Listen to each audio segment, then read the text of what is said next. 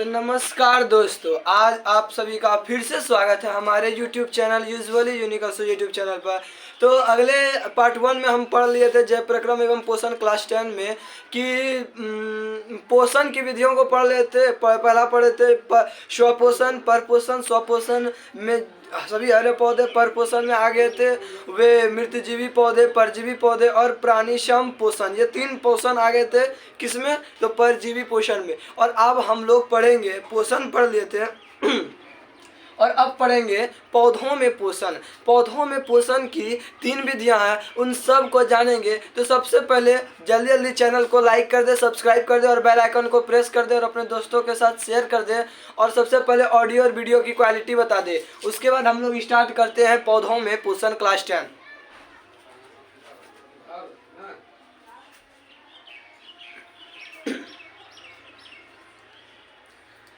पौधों में पोषण। इस पौधों में पोषण को 3 वर्गों में बांटा गया है। पहला हो गया आपका स्वपोषण, मृतजीवी पोषण और परजीवी पोषण। अब कहिए प्राणी संपोषण क्यों नहीं हुआ? तो प्राणी संपोषण उस पोषण को कहते हैं। पार्ट 1 पहले देख ले, उसके बाद यह समझने में बहुत ही आसान होगा। प्राणी संपोषण, उसमें प्राणी के तरह भोजन करने की विधि के द्वारा होता है। लेकिन पेड़ पौधे तो प्राणी के तरह हाथ नहीं लेगा, हाथ से लेके भोजन के तो हाथ मुंह इस तो भोजन नहीं करेगा, वो अपने कार्बनिक पदार्थ के रूप में भोजन करता है। ये पौधों में पोषण की 3 विधियां हैं। एक स्वपोषण के रूप में जिसको ऑटोट्रॉफिक न्यूट्रिशन कहते हैं। एक हो जाता है आपका परजीवी पोषण के रूप में, आश्रित रूप में, यह हो गया परजीवी पोषण। और एक हो जाता है मृतजीवी पोषण, सड़े गले कार्बनिक पदार्थ के रूप में। पार्ट 1 नहीं देखे तो पार्ट 1 को सबसे पहले देख ले, उसके बाद इस वीडियो को देखिएगा, ठीक है। तो हो गया स्वपोषण। स्व माने स्वतः, पोषण का मतलब भोजन, यानी स्वतः भोजन को ही हम स्वपोषण कहते हैं। अब पर पोषण, पर मतलब दूसरे पर जीवित मतलब जीवित, और दूसरे पर जो भोजन प्राप्त करते हैं उसी कहते हैं परजीवी पोषण। अब मृतजीवी पोषण तो जानते हैं, सड़े गले कार्बनिक पदार्थ के रूप में। तो इसमें क्लोरोफिल होता है, हाँ होता है, तभी तो स्वपोषण की प्रक्रिया होती है। क्लोरोफिल इसमें होता है, इसमें क्लोरोफिल नहीं होता है।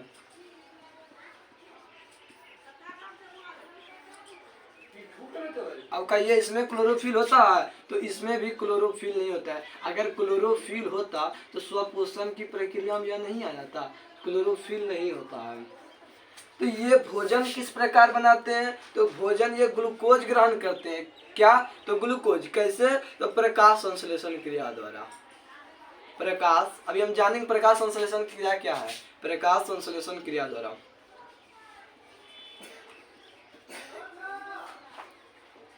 ये भोजन को क्या करते हैं? ग्रहण करते हैं। जैसे में आ जाएगा आपका सभी हरे पौधे, सभी हरे पौधे।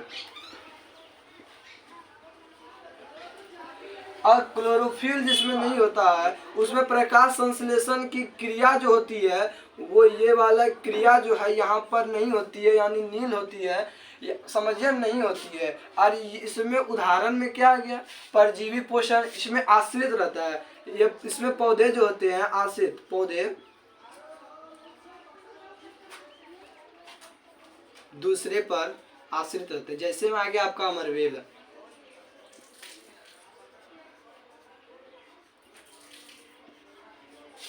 दूसरे पर आश्रित रहते हैं। जैसे में आपका अमरवेल आ गया। अब आते हैं मृतजीवी पोषण में। मृतजीवी पोषण उस प्रकार के पोषण को कहते हैं अमरवेल।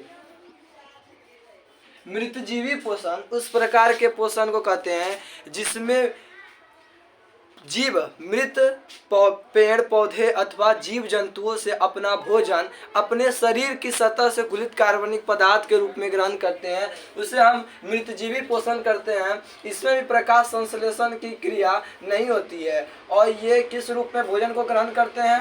कार्बनिक या डायरेक्ट लिखिए सड़े गले पदार्थ के रूप में। सड़े गले पदार्थ के रूप में, सड़े गले पदार्थ के रूप में ये भोजन को क्या करते हैं? ग्रहण करते हैं। जैसे में आप लिख सकते हैं गोबर छत्ता, गोबर छत्ता, ये सड़े गले कार्बनिक पदार्थ के रूप में अपना भोजन प्राप्त करते हैं। तो यही था आपका पौधों में पोषण। अब पौधों में पोषण पे आते हैं। पहले प्रकाश संश्लेषण की क्रिया आखिर में क्या है। वीडियो को लाइक जरूर करें, सब्सक्राइब जरूर करें। अब बेल आइकन को तो अनिवार्य रूप से प्रेस कर दें। उसके बाद हम आते हैं प्रकाश संश्लेषण की प्रक्रिया। आखिर में प्रकाश संश्लेषण है क्या। तो प्रकाश संश्लेषण वह प्रक्रिया है जिसमें पत्तियां, प्रकाश संश्लेषण वह प्रक्रिया जिसमें पेड़ पौधे पत्तियों में क्लोरोफिल के उपस्थिति में वायुमंडल से CO2 को लेती है। ऐसे ये मान लीजिए आप पत्तियां हैं, ठीक है। ये अगर पत्तियां हैं तो इनमें छोटे छोटे रंध्र होते हैं जिसको हम स्टोमाटा कहते हैं। आप सभी पढ़े ही होंगे स्टोमाटा यानी कि रंध्र। हमारे शरीर में भी रंध्र है, छोटे छोटे रंध्र रहते हैं। पौधों के पत्तियों में भी छोटे छोटे रंध्र होते हैं। और जब वायुमंडल में CO2 का भंडार है तो ये जो है वायुमंडल से CO2 को क्या करते हैं, लेते हैं, ठीक है। अब मान लीजिए यह पेड़ है किसी पत्तियां, इसमें जाइलम उत्तक और फ्लोएम उत्तक के बारे में तो आप पढ़े होंगे। जाइलम के द्वारा जल एवं खनिज लवण का अवशोषण होता है। तो H2O यहाँ से प्लस खनिज लवण जाता है, खनिज लवण फिर यहाँ से पत्तियों तक पहुँचता है। तो इसमें अभिक्रिया क्या होती है। तो अभिक्रिया होती है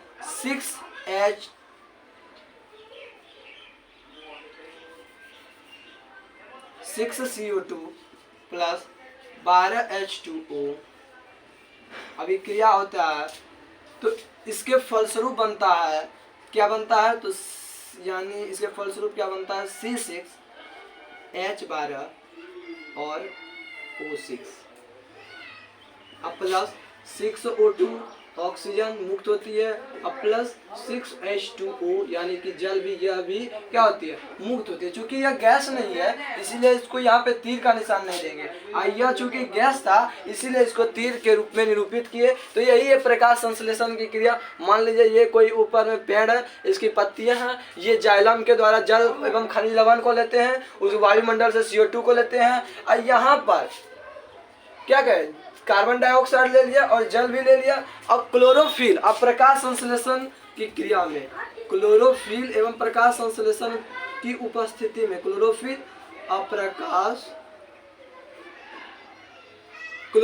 एवं प्रकाश की, सूर्य प्रकाश की उपस्थिति में ही क्लोरोफिल का निर्माण करते हैं। अब कहिए कि प्रकाश संश्लेषण की क्रिया में सिर्फ ग्लूकोज ही बनता है, तो नहीं, उसके साथ साथ ऑक्सीजन बनता है H2O।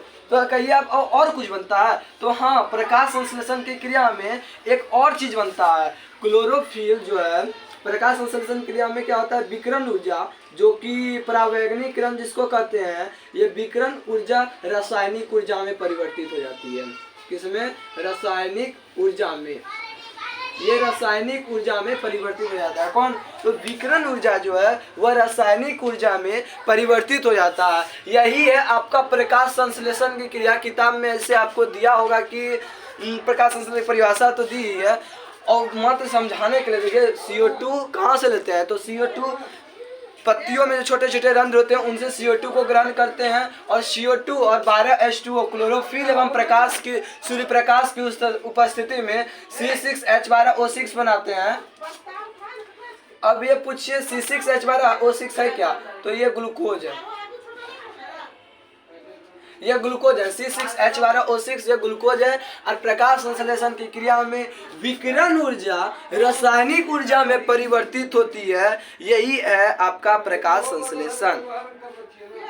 और इसी कारण चूंकि प्रकाश संश्लेषण की प्रक्रिया, देखिए आप यहाँ, चूंकि प्रकाश संश्लेषण की प्रक्रिया कहाँ पर संपन्न हुई, पत्तियों में संपन्न हुई, इसीलिए पत्तियों को प्रकाश संश्लेषी अंग कहते हैं। प्रकाश संश्लेषी अंग, पत्तियों को इसी कारण प्रकाश संश्लेषी अंग भी कहते हैं, चूंकि पत्तियां प्रकाश संश्लेषण की क्रिया में सहायक होती है। अब आता है स्टोमाटा की बात। आखिर में स्टोमाटा है क्या, तो स्टोमाटा जो है पहले स्टोमाटा, स्टोमाटा है क्या? स्टोमाटा का हिंदी नाम रंध्र है, यानी कि जो कि पत्तियों में छोटे छोटे छेद होते हैं उसी को स्टोमाटा कहते हैं। स्टोमाटा के कार्य पर पहले अध्ययन करते हैं। स्टोमाटा का कार्य क्या है? ये CO2 को विसरण क्रिया द्वारा अवशोषित करते हैं। विसरण क्रिया द्वारा ये CO2 को विसरण क्रिया द्वारा अवशोषित करते हैं, यानी कि ग्रहण करते हैं। और क्या काम है? अवशोषित करते हैं यानी अवशोषण करते हैं, अतः फिर प्रकाश संश्लेषण की क्रिया ये होती है। और क्या काम है? ये जल को मुक्त करती है, जल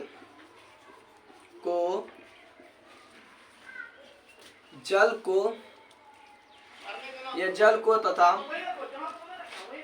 ऑक्सीजन को मुक्त करती है। कौन मुक्त करती है? तो स्टोमाटा रंध्र मुक्त करती है। अब क्या काम है? अब आता है कि स्टोमाटा कब खुलता है और कब बंद होता है। कब खुलता है और कब बंद होता है। स्टोमाटा खुलता कब है, और यह बंद कब होता है। अगर स्टोमाटा में पानी की मात्रा हो, पानी रहने के कारण वो उनकी जो कोशिका होती है वो क्या होती है? फूल जाती है। अब फूलने के कारण उनकी कोशिका खुल जाती है। पानी की मात्रा रहने पर वह फूल कर खुल जाती है। पानी की मात्रा रहने पर वह फूल कर खुल जाती है। बंद कब होती है? जब पानी की मात्रा, मान लीजिए ये पानी है, अगर पानी की मात्रा निकल जाती है तब यह जो स्टोमाटा होती है बंद हो जाती है। पानी निकलने पर यह बंद हो जाता है। ठीक है, पानी की मात्रा अगर रहती है तो वह खुलती है और उसके बाद यह बंद हो जाती है। ठीक है, अब आता है प्रकाश संश्लेषण प्रक्रिया के लिए आवश्यक पदार्थ यानी कि आवश्यक घटक। तो प्रकाश संश्लेषण की प्रक्रिया में है क्या क्या, वही आवश्यक घटक है और उनके बारे में थोड़ा बहुत अध्ययन करना है। उसके बाद यह आपका पोषण, पौधों में पोषण सारा खत्म। ठीक है, तो प्रकाश संश्लेषण के घटक, प्रकाश संश्लेषण के घटक कौन कौन है, जैसा आप बता दीजिए। प्रकाश संश्लेषण के घटक, पहला हो गया आपका क्लोरोफिल,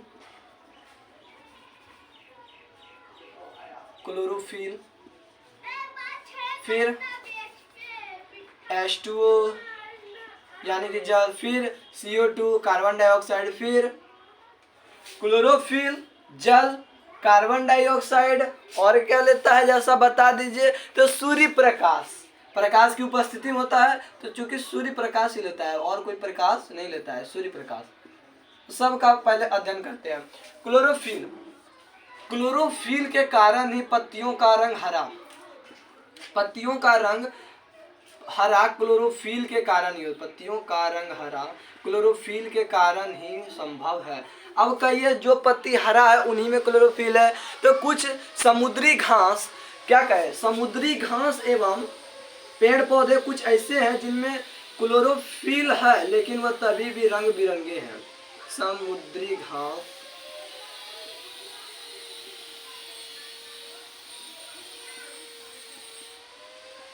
समुद्री घास या पेड़ पौधे लिखिए। समुद्री घास या पेड़ पौधे रंग बिरंगे हैं लेकिन तभी भी इनमें क्लोरोफिल होता है, इनमें प्रकाश संश्लेषण की क्रिया संभव है। पत्तियों का हरा रंग क्लोरोफिल पर निर्भर नहीं रहता, पत्तियों का हरा रंग निर्भर रहता है वह किस प्रकार की है। क्लोरोफिल के कारण ही पत्ती हरा नहीं रहती है। आप सुने होंगे कि क्लोरोफिल है इसीलिए पत्ती हरा है। अब आता है बात H2O पर। हाँ, H2O इसमें बड़ा ही महत्वपूर्ण टॉपिक है यह H2O यानी कि जल पत्ती कहाँ से ग्रहण करती है? जाइलम से, यानी जड़ से जाइलम उत्तक द्वारा, जाइलम उत्तक के द्वारा यह ग्रहण करता है। और H2O जो है सूर्य के प्रकाश में, मान लीजिए यह पत्तियां हैं, ठीक है, यह H2O को लिया यानी कि जल को लिया तो इसमें जब क्लोरोफिल होता है, क्या कहें, क्लोरोफिल, क्लोरोफिल यह क्या करता है, क्लोरोफिल सूर्य प्रकाश को अवशोषित करता है, सूर्य प्रकाश को अवशोषित करता है, प्रकाश को अवशोषित, सूर्य प्रकाश को क्लोरोफिल अवशोषित करता है। और जाइलम उत्तक के द्वारा जो जड़ से H2O आता है उसको जो है यह क्या करता है, विघटित करता है, H2O को दो पार्ट में विभक्त कर देता है। कौन कौन, एक H2 और एक हो गया आपका O2। H2 जो होती है प्रकाश संश्लेषण की प्रक्रिया में C6H12O6 यानी ग्लूकोज में शामिल हो जाता है। कौन शामिल रहता है, H2 शामिल रहता है। शामिल कौन रहता है, H2। और ऑक्सीजन जो रहता है इसमें फिर ऑक्सीजन आप देखे होंगे प्रकाश संश्लेषण समीकरण में 6O2 मुक्त होती है, तो वही ऑक्सीजन तब फिर मुक्त होती है। यही है आपका जल। जल का प्रकाश संश्लेषण की क्रिया में आवश्यकता है, किसमें, जल जो होता है वह विकिरण ऊर्जा के द्वारा H2O टूट जाता है। कौन कौन पार्ट में, एक H2 और एक O2 पार्ट में। H2 का काम ग्लूकोज के बनने में आता है और O2 का पार्ट बस वह मुक्त हो जाता है। अब फिर आता है CO2। CO2 की मात्रा वायुमंडल में कितनी है, तो CO2 की मात्रा वायुमंडल में 0.03% है। और CO2 पत्तियां ग्रहण कैसे करती है, तो वही रंध्र के द्वारा 0.03% या वायुमंडल में ऑक्सीजन है। और CO2 ग्रहण कैसे करती है, तो विसरण क्रिया के द्वारा।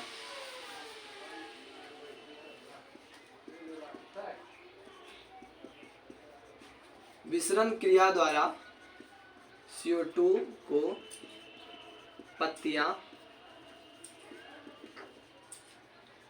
ग्रहण करती है। ठीक है, कौन ग्रहण करती है, CO2 को विसरण क्रिया द्वारा, विसरण क्रिया द्वारा CO2 को पत्तियां ग्रहण करती है। विसरण क्रिया द्वारा छोटे छोटे स्टोमाटा जो होते हैं, छोटे छोटे पत्ती में जो कण होते हैं, इन्हीं के द्वारा विसरण क्रिया के द्वारा वायुमंडल से वो कार्बन डाइऑक्साइड को ग्रहण करते हैं और उसको फिर क्या कहता है, प्रकाश संश्लेषण की क्रिया में भाग लेने को कहते हैं। यही है CO2 में। अब आते हैं हम सूर्य के प्रकाश में। सूर्य प्रकाश क्या है, प्रकाश संश्लेषण की क्रिया में सूर्य प्रकाश ना रहने पर प्रकाश संश्लेषण की क्रिया संभव नहीं है। सूर्य प्रकाश ना रहने पर प्रकाश संश्लेषण की क्रिया संभव नहीं है। तो प्रकाश, सूर्य प्रकाश में क्या कहता है, सूर्य प्रकाश की उपस्थिति में प्रकाश संश्लेषण की क्रिया में दो काम होते हैं। एक प्रकाशिक अपघटन, लिख लीजिए, सूर्य प्रकाश के उपस्थिति में दो प्रकार की प्रक्रिया होती है। पहला प्रकाशिक अपघटन और दूसरा अप्रकाशिक अपघटन। अरे वही CO2 को अभी जैसा पीछे करके देख लीजिए, H2O को जो हम तोड़े H2 और O2 में, तो सूर्य प्रकाश की उपस्थिति में न तोड़े, विकिरण ऊर्जा जो थी वो क्लोरोफिल अवशोषित किया और उसको प्रकाश की उपस्थिति में H2 और O2 में तोड़ा ना, और H2 का उपयोग हो गया ग्लूकोज के बनने में और O2 का उपयोग किसमें हो गया, यह वायुमंडल में फिर चले गया। अब उसके बाद जो प्रक्रिया होती है उसको अप्रकाशिक प्रक्रिया कहते हैं। जो प्रक्रिया प्रकाश संश्लेषण में प्रकाश की उपस्थिति में होता है उसको प्रकाशिक अभिक्रिया, और जो क्रिया प्रकाश संश्लेषण के अनुपस्थिति में होता है अप्रकाशिक अभिक्रिया।